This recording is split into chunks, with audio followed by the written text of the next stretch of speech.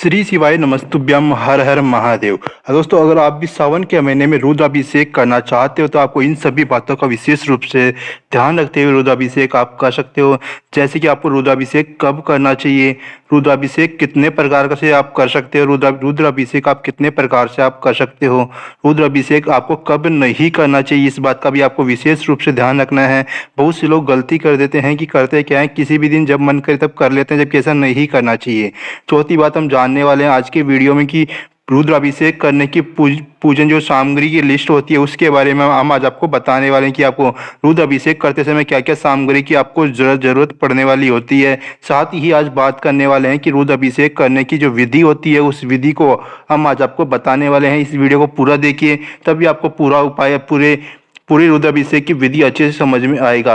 आपको क्या गलती नहीं करनी चाहिए, साथ ही आपको आपकी मनोकामना किस प्रकार से पूरी हो सकती है जल्दी से जल्दी रुद्राभिषेक करते समय। तो आपको इस वीडियो को पूरा देखना है, तभी आपको सभी बातें अच्छे से समझ में आएगी। इसलिए इस वीडियो को पूरा देखिए, वीडियो को लाइक कर दीजिए, चैनल को कर लीजिए सब्सक्राइब, कमेंट में लिख दीजिए श्री शिवाय नमस्तुभ्यम हर हर महादेव।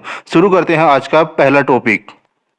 सबसे पहला टॉपिक है रुद्राभिषेक कब करना चाहिए। यह बहुत ही महत्वपूर्ण टॉपिक है कि आपको रुद्राभिषेक कब करना चाहिए। हम आज आपको बता दें कि रुद्राभिषेक आप सोमवार के दिन कर सकते हो, सोमवार के दिन आप रुद्राभिषेक कर सकते हो। साथ ही आप किसी भी महीने की शिवरात्रि के दिन भी आप रुद्राभिषेक कर सकते हो। साथ ही सबसे महत्वपूर्ण जो तीज समय होता है वो होता है सावन का महीना। सावन के महीने में जो सोमवार आता है उस दिन सोमवार के दिन आपको रुद्राभिषेक करने से आपका बहुत अधिक लाभ मिलने वाला होता है।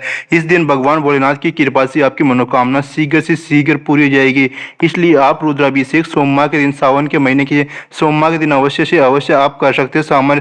सावन के जो सोमवार होता है वो बहुत ही ज्यादा भगवान भोलेनाथ को प्रिय होता है। उस दिन अगर आप रुद्राभिषेक करते हो तो आपकी मनोकामना शीघ्र से शीघ्र पूरी हो जाती है। साथ ही साथ अगर आप कोई विशेष मनोकामना के लिए आप रुद्राभिषेक करना चाहते हो तब भी आप कर सकते हो, या फिर आप कर सकते हो जैसे कि आप गृह प्रवेश के समय भी आप रुद्राभिषेक कर सकते हो। इसके साथ ही किसी भी वर्षगांठ में भी आप कर सकते हो। साथ ही किसी के भी जन्मदिन पर भी आप रुद्राभिषेक कर सकते हो, लेकिन वो तिथि सोमवार की होनी चाहिए। साथ ही सावन के महीने में सावन का जो सोमवार आता है, सावन के सोमवार में अगर आप रुद्राभिषेक करते हो तो इससे भगवान भोलेनाथ की कृपा से आपकी मनोकामना बहुत ही शीघ्र पूरी होगी। आपके परिवार के ऊपर हमेशा भगवान भोलेनाथ की कृपा हमेशा बनी रहेगी। इसलिए आप जब भी रुद्राभिषेक करो तो आपको सोमवार के दिन सबसे प्रिय दिन होता है भगवान भोलेनाथ का। इस दिन आपको रुद्राभिषेक करना चाहिए, जिससे कि आपकी मनोकामना बहुत ही जल्दी पूरी हो जाएगी। माता पार्वती और भगवान भोलेनाथ की कृपा आपके और आपके परिवार के ऊपर हमेशा बनी रहे। अब बात करते हैं कि रुद्राभिषेक का मतलब क्या होता है। रुद्राभिषेक का मतलब होता है कि एक ऐसा अनुष्ठान होता है जो भगवान भोलेनाथ को प्रसन्न करने के लिए किया जाता है, भगवान भोलेनाथ की कृपा प्राप्त करने के लिए किया जाता है। भगवान भोलेनाथ का एक रूप होता है रुद्र रूप, उस रुद्र रूप को प्रसन्न करने के लिए आपको रुद्राभिषेक करना चाहिए। भगवान भोलेनाथ के 108 नामों का स्मरण किया जाता है, जाप किया जाता है, भगवान भोलेनाथ के 108 नामों का जाप किया जाता है। साथ ही साथ भगवान भोलेनाथ को जल से स्नान करवाया जाता है, दूध से स्नान करवाया जाता है, दूध दही घी पंचामृत से भगवान भोलेनाथ का स्नान करवाया जाता है। इसके साथ ही आपको बता दें कि रुद्र सूक्त का भी पाठ किया जाता है। रुद्राभिषेक करते समय रुद्र सूक्त का भी पाठ किया जाता है, जिससे भगवान भोलेनाथ बहुत ही जल्दी प्रसन्न हो जाते हैं, आपकी मनोकामना पूरी कर देते हैं। आपकी जो भी मनोकामना के अनुसार आप जो रुद्राभिषेक करते हो उस मनोकामना को भगवान भोलेनाथ जल्द से जल्द पूरी कर देते हैं। साथ ही साथ आपको इस जो रुद्राभिषेक होता है, रुद्राभिषेक के समय आपको भगवान भोलेनाथ को गाय का दूध साथ ही साथ घी दही शक्कर इत्यादि से आपको भगवान भोलेनाथ को समर्पित किया जाता है। भगवान भोलेनाथ के शिवलिंग के ऊपर समर्पित किया जाता है, जैसे कि चीनी, गन्ने का रस, नारियल का पानी, चावल इत्यादि आपको भगवान भोलेनाथ को प्रसन्न करने के लिए भगवान भोलेनाथ के ऊपर समर्पित किया जाता है, जिससे कि भगवान भोलेनाथ आपकी मनोकामना पूरी कर देते हैं। आपकी जो भी मनोकामना के अनुसार आप रुद्राभिषेक कर रहे हो, भगवान भोलेनाथ की कृपा से जल्द पूरी हो जाती है। अब बात करने वाले हैं कि क्या हम सोमवार के दिन रुद्राभिषेक कर सकते हैं। भगवान भोलेनाथ को प्रसन्न करने का सबसे से जो समय होता है, सबसे अच्छा दिन होता है, वो सोमवार का ही दिन होता है। सोमवार के दिन ही आप रुद्राभिषेक कर सकते हो, जिससे कि भगवान भोलेनाथ की कृपा आपके और आपके परिवार के ऊपर हमेशा बनी रहे। सावन के सोमवार के समय अगर आप रुद्राभिषेक करते हो तो आपकी मनोकामना बहुत ही जल्दी पूरी रहती है। इसके साथ ही आप किसी भी शिवरात्रि के दिन भी आप रुद्राभिषेक कर सकते हो। इसके साथ ही आपको कुछ बातों को विशेष रूप से ध्यान रखना है, देखिए जैसे कि किसी भी सोमवार के दिन आप रुद्राभिषेक कर सकते हो। इसके साथ ही सावन के जो भी सोमवार आता है उस दिन भी आप रुद्राभिषेक कर सकते हो। भगवान भोलेनाथ की कृपा से आपकी मनोकामना बहुत ही जल्दी पूरी रहती है। इसके साथ ही दोस्तों आपको एक बात का विशेष रूप से ध्यान रखना है कि भगवान भोलेनाथ की कृपा प्राप्त करने के लिए आपको सोमवार के दिन ही रुद्राभिषेक अवश्य करना चाहिए। रुद्राभिषेक करने का जो सबसे उत्तम दिन होता है वो सोमवार का ही दिन होता है। इस दिन रुद्राभिषेक करने से भगवान भोलेनाथ भक्त के जीवन की सभी कठिनाइयां और दुर्भाग्य से मुक्त कर देते हैं और उनके जीवन की सभी कठिनाइयां दूर हो जाती है, उनकी मनोकामनाएं पूरी जाती है, उनकी जो भी मन की इच्छाएं होती है वो जल्द से जल्द पूरी होने लग जाती है रुद्राभिषेक करने से। अब बात करते हैं कि रुद्राभिषेक कितने प्रकार से किया जा सकता है। बहुत से लोगों को नहीं पता होता है कि रुद्राभिषेक कितने प्रकार से किया जा सकता है। हम आज आपको बता देते हैं कि रुद्राभिषेक आप 6 प्रकार से रुद्राभिषेक कर सकते हो, जिससे कि भगवान भोलेनाथ की कृपा आपके ऊपर हमेशा बनी रहे, भगवान भोलेनाथ का प्यार आपके ऊपर हमेशा बने रहे, भगवान भोलेनाथ की कृपा, भगवान भोलेनाथ का आशीर्वाद आपके ऊपर, आपके जीवन में हमेशा बनी रहे। तो इसलिए आप 6 प्रकार से आप रुद्राभिषेक कर सकते हो। जानते हो उन छह रुद्राभिषेक के बारे में कि आप किस प्रकार से कर सकते हो। जिनमें सबसे पहला आता है वो अभिषेक जल, यानी कि भगवान भोलेनाथ के ऊपर आपको जल से अभिषेक किया जाता है। 1 लोटा जल आप भगवान भोलेनाथ के ऊपर समर्पित किया जाता है, जिससे तो भगवान शिव रुद्राभिषेक करने वाले को अच्छी वृष्टि के साथ साथ ही भगवान भोलेनाथ का आशीर्वाद प्राप्त होता है। उनके मन की सभी इच्छाएं जल्द से जल्द पूरी हो जाती है। इसलिए आप रुद्राभिषेक के दिन आप अभिषेक यानी कि भगवान भोलेनाथ को 1 लोटा जल से समर्पित कर सकते हो। उनकी 1 लोटा जल से आप भगवान भोलेनाथ का स्नान करवा सकते हो। लेकिन एक बात का विशेष रूप से ध्यान रखना है, जब भी आप जल समर्पित कर रहे हो तो एक बात का विशेष रूप से ध्यान रखना है, भगवान भोलेनाथ के ऊपर आपको इतने ऊपर से जल समर्पित नहीं करना है कि उस जल के छींटे आपके ऊपर आने लग जाए। इस बात का विशेष रूप से ध्यान रखना है कि आपको बस इतने नीचे से जल समर्पित करना है कि शिवलिंग के ऊपर ही वो गिरे, और ना ही आपका लोटा जल शिवलिंग के टच भी नहीं होना चाहिए। इस बात का भी आपको विशेष रूप से ध्यान रखते हुए आप जल से अभिषेक कर सकते हो। इसके साथ ही आप दूध से भी अभिषेक कर सकते हो। अगर कोई भक्त शिवलिंग पर दूध समर्पित करता है तो उसकी पूजा करता है तो वह लंबी आयु को प्राप्त होता है। दूध भगवान भोलेनाथ का दूध से जलाभिषेक यानी कि रुद्राभिषेक करने का मतलब है कि आपको लंबी आयु, और अगर आप चाहते हो कि अपने जीवन में आपकी लंबी आयु हो तो आपको भगवान भोलेनाथ के ऊपर दूध से अभिषेक करना चाहिए।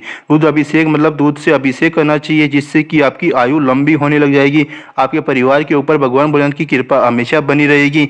इसलिए आपको दूध से अभिषेक अवश्य करना चाहिए। अब बात करते हैं आगे, शहद से अभिषेक। यदि कोई भक्त शिवलिंग की पूजा करने के लिए शहद का उपयोग करता है तो वह एक स्वतंत्र और सुखी जीवन जी सकता है, वह जीवन की सभी कठिनाइयां और दुर्भाग्य से मुक्त हो जाता है।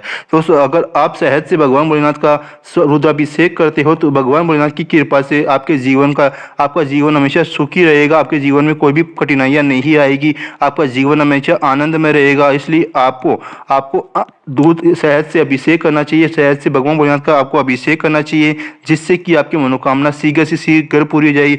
भगवान भोलेनाथ की कृपा आपके जीवन में हमेशा बनी रहे, आपको एक स्वतंत्रता से आप अपना जीवन जी सकते हैं, साथ ही आपके जीवन में हमेशा मिठास भरी रहेगी। इसलिए अगर आप शहद से अभिषेक करते हैं तो आपकी मनोकामना शीघ्र से शीघ्र पूरी जाएगी, भगवान भोलेनाथ की कृपा आपके ऊपर हमेशा बनी रहेगी। अब बात करते हैं पंचामृत से अभिषेक। पंचामृत में क्या क्या आता है? पंचामृत में आता है कि दूध, दही, घी, शक्कर और मिश्री सभी चीजें पंचामृत के अंदर आती है। इन बात का विशेष रूप से ध्यान रखना है कि पंचामृत के अंदर ये सभी 5 चीजें आती है, इसलिए हम इसको पंचामृत कहते हैं। अगर आप पंचामृत से भगवान भोलेनाथ का रुद्राभिषेक करते हैं, भगवान भोलेनाथ पर शिवलिंग पर चढ़ाते हैं तो भगवान शिव की से प्रार्थना करते हैं। कहा जाता है कि इससे भक्त को धन और ऐश्वर्य की प्राप्ति होती है। अगर आप अपने जीवन में धन और ऐश्वर्य प्राप्त करना चाहते हैं तो आपको भगवान भोलेनाथ के शिवलिंग पर पंचामृत से अभिषेक करना चाहिए। पंचामृत अभिषेक पंचामृत से अभिषेक करने से आपको धन और ऐश्वर्य प्राप्त होता है। आपको अपने जीवन में एक अच्छा जीवन आप जी सकते हो। धन की अगर आपके जीवन में परेशानियां चल रही है, धन की बरकत नहीं हो पा रही है, कहीं से धन आ नहीं रहा हो, तो आपको पंचामृत से भगवान भोलेनाथ का भगवान भोलेनाथ के ऊपर आपको पंचामृत समर्पित करना शुरू कर देना चाहिए, जिससे कि आपके जीवन में हमेशा अच्छा बना रहेगा। आपके जीवन में कभी भी धन की कमी नहीं होगी। आपके जीवन में हर मनोकामना आपकी पूरी हो जाएगी। बात करते हैं अगले, घी से अभिषेक। अगर भक्त को कोई बीमार होने या फिर अन्य शारीरिक समस्याओं से बचना चाहते हो तो भगवान भोलेनाथ के ऊपर आपको घी समर्पित करना शुरू कर देना चाहिए। घी समर्पित करने से भगवान भोलेनाथ कोई भी व्यक्ति को बीमार नहीं होने देते। अगर उसको कोई गंभीर बीमारी भी होती है तो उसको भी जल्द से जल्द भगवान भोलेनाथ की कृपा से जल्द वो सही हो जाता है। इस बात का विशेष रूप से ध्यान रखना है। जब भी आप भगवान भोलेनाथ के ऊपर घी का समर्पित करते हो तो आपकी मनोकामना के अनुसार ही आप घी समर्पित कीजिए, जब भी आपकी मनोकामना पूरी हो जाएगी। अगर आपको कोई गंभीर बीमारी हो या फिर आप कोई गंभीर बीमारी की जांच करवाना चाहते हो तो उससे पहले भी आप घी का भगवान भोलेनाथ के ऊपर अभिषेक कर सकते हो, जिससे कि आपकी मनोकामना शीघ्र से शीघ्र पूरी हो जाएगी और आपको कोई भी गंभीर बीमारी नहीं लगेगी। इसके साथ ही आप दही से भी अभिषेक कर सकते हो। अगर किसी दंपत्ति को संतान की प्राप्ति नहीं हो पा रही है तो उसको दही से अभिषेक, भगवान भोलेनाथ के ऊपर दही से अभिषेक करना चाहिए, जिससे कि उसको संतान प्राप्ति में सहायता मिलती है। भगवान भोलेनाथ की कृपा से उसके घर परिवार में उसका जीवन सुखमय हो जाता है और घर में संतान की प्राप्ति होती है। इसलिए अगर आप संतान की प्राप्ति करना चाहते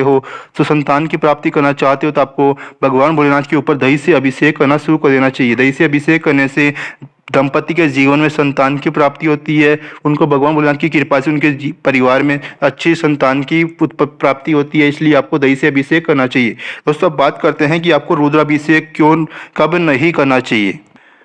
दोस्तों, यह सबसे महत्वपूर्ण टॉपिक है कि आपको रुद्राभिषेक कब नहीं करना चाहिए। बहुत से लोग करते क्या हैं, जब मन करता है तब उनको रुद्राभिषेक कर लेते हैं, जबकि कुछ समय निर्धारित किए गए हैं जब आपको रुद्राभिषेक नहीं करना चाहिए।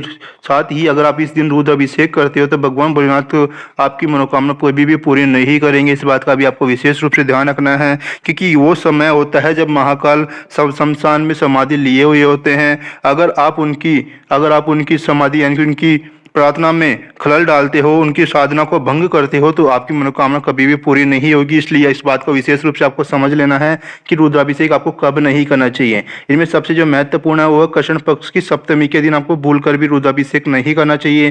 साथ ही किसी भी महीने की चतुर्दशी के दिन भी आपको रुद्राभिषेक नहीं करना चाहिए। साथ ही किसी भी महीने की पूर्णिमा के दिन भी आपको रुद्राभिषेक नहीं करना चाहिए।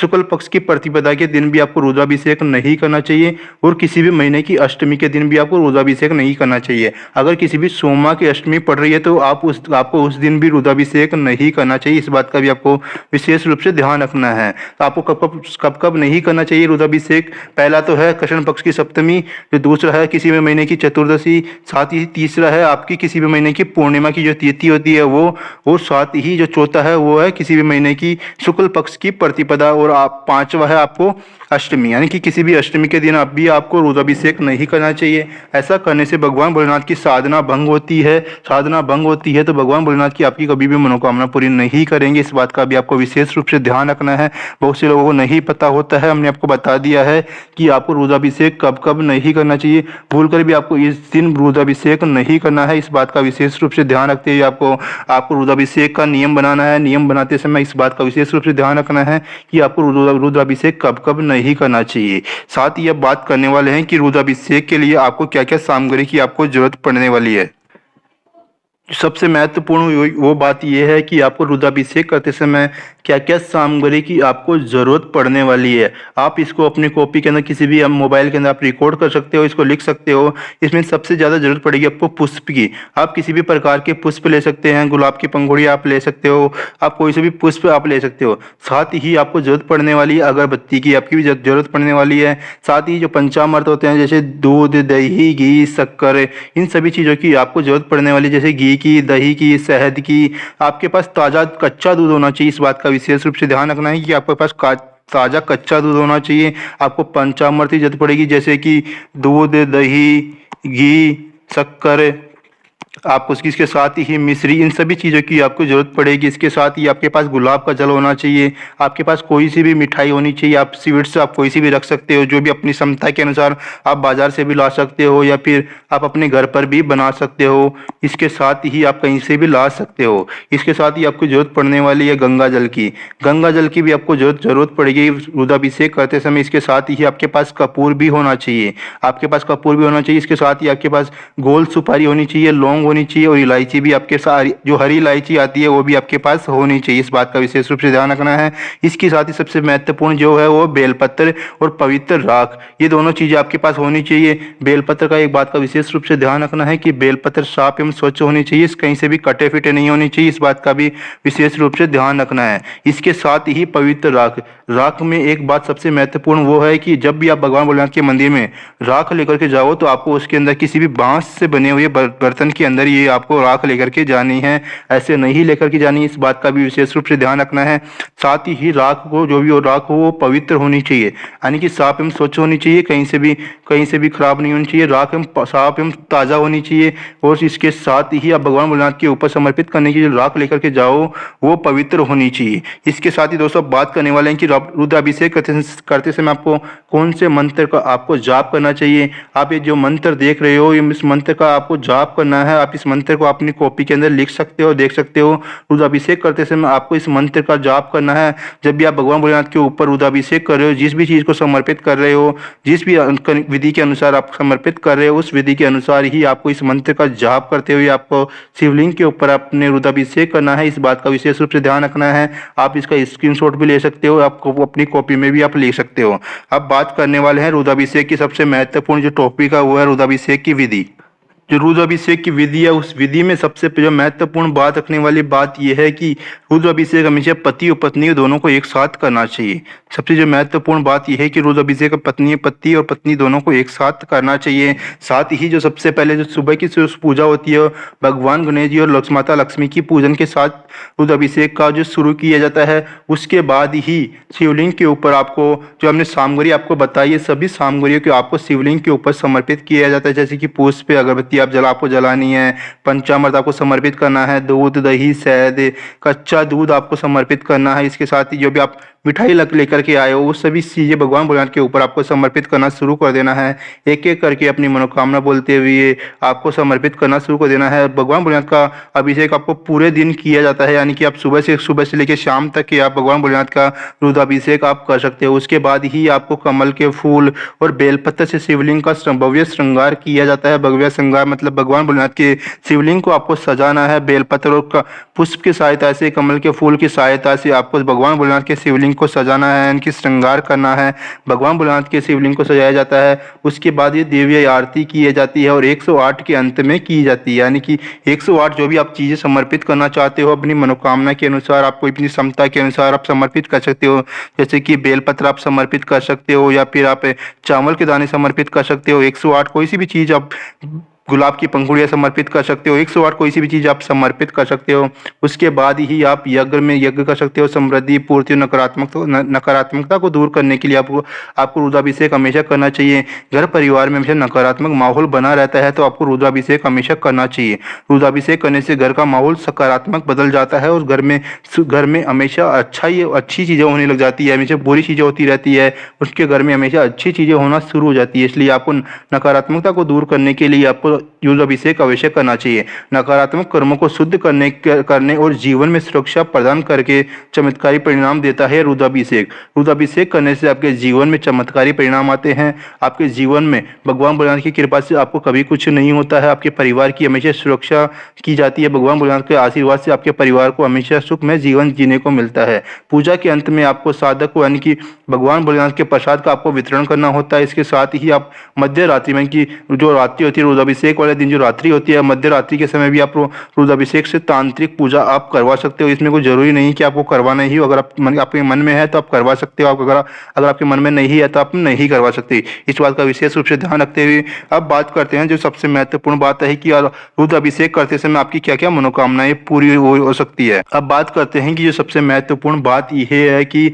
अगर आप रुद्राभिषेक करते हो, रुद्राभिषेक करने से आपके जीवन में क्या क्या हो सकता है। रुद्राभिषेक करते समय आपको किन किन बातों को विशेष रूप से ध्यान रखना होता है। इस बात का विशेष रूप से ध्यान रखना है कि रुद्राभिषेक करते समय आपको आपके क्या क्या लाभ मिलने वाला होता है। उसमें सबसे पहले होता है कि आपको भगवान भोलेनाथ की कृपा से आपको किए गए सारे पाप खत्म हो जाते हैं। आपको कष्टों से भगवान भोलेनाथ की कृपा से आपके कष्ट खत्म हो जाते हैं, कष्ट दूर होने लग जाते हैं।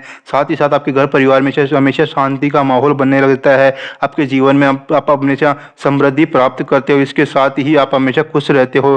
रुद्राभिषेक करने के इसके साथ ही परिवार में हमेशा एकता बनी रहती है। रुद्राभिषेक भक्तों को बुरी शक्तियों और संभावित खतरों से भी बचाता है।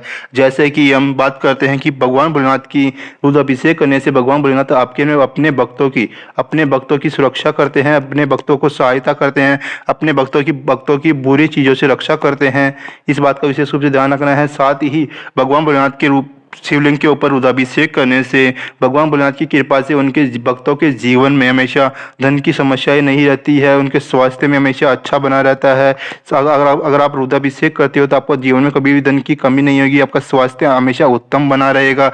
इसके साथ ही रुद्राभिषेक करने से आप अपने जीवन में अपने कैरियर में हमेशा उन्नति प्राप्त करते हो। आपके कैरियर में हमेशा उन्नति प्राप्त करते हो। इसके साथ ही आपको भगवान भोलेनाथ की कृपा से आप अपने जीवन में हमेशा अगर आप कोई व्यापार करते हो, आपका दुकान हो, तो भगवान भोलेनाथ की कृपा से आपकी दुकान व्यापार हमेशा बढ़ते रहता है। इसके साथ ही भगवान भोलेनाथ के ऊपर शिवलिंग के ऊपर आपको रुद्राभिषेक करने से भगवान भोलेनाथ आपके बुरे कर्मों को मुक्त कर देते हैं, बुरे कर्मों से आपको मुक्त कर देते हैं और आपको हमेशा एक सच्चा मार्ग दिखाते हैं, जिससे कि आपकी मनोकामनाएं पूरी होने लग जाती है। आपको बुरे कर्मों से आपको छुटकारा मिल जाता है। इसके साथ ही भगवान भोलेनाथ के ऊपर रुद्राभिषेक करने से भगवान भोलेनाथ कई तरह के ग्रह दोष से आपको मुक्त कर देते हैं।